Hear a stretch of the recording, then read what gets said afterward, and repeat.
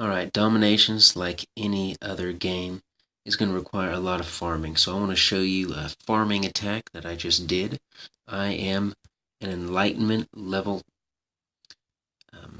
town center here, and I attacked the highest level, the industrial level, and you can see here, I actually got a pretty good amount of loot.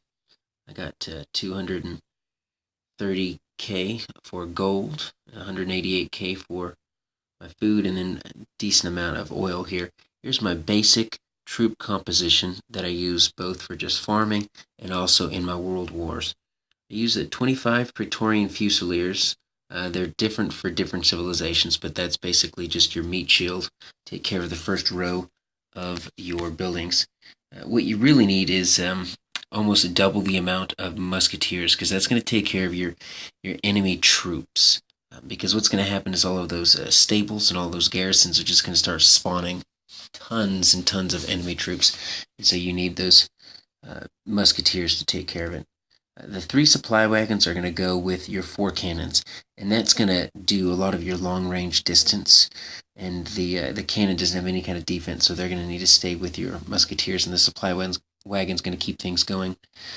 I bring always one wall sapper just to take down at least this first layer of walls, so they don't necessarily get spread out all over the place.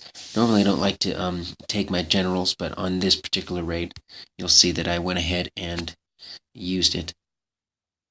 But this is the exact same army comp that I use for my world war attacks as well, so I'm very used to it. The only difference is in the world wars I'm going to use tactics, which I'm not using here.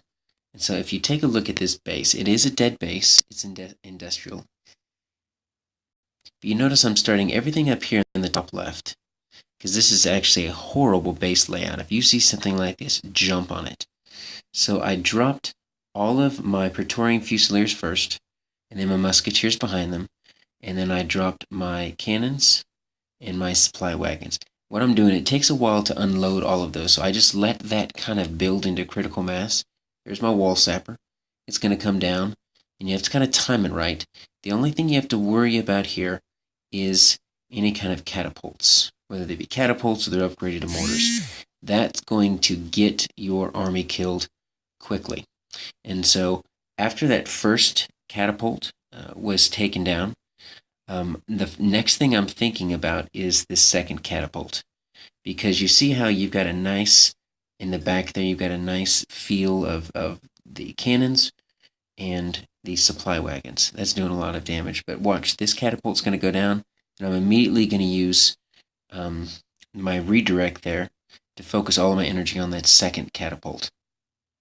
You don't want to use that rally feature too often, because what happens is everyone will clump together, and that just gets your guys killed way too quickly.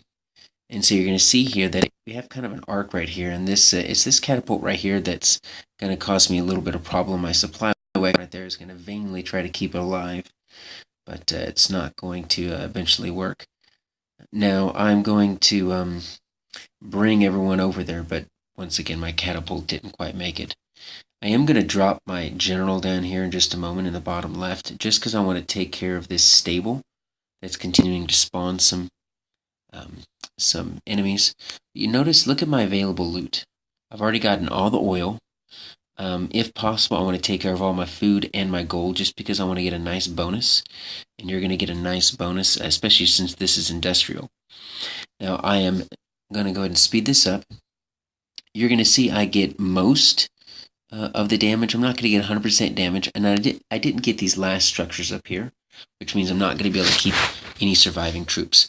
But at this point, I was looking for loot, and I was looking to get the bonus, not only for the league bonus, but also for getting all of the gold and all of the farm. And that was what I needed. And if you notice, I am currently in silver 3. I find that's a good farming range. And so you can find dead bases like that or inactive bases like that. And I really don't get attacked too often to a point to where I'm losing a lot of loot. So that's a good farming range right there.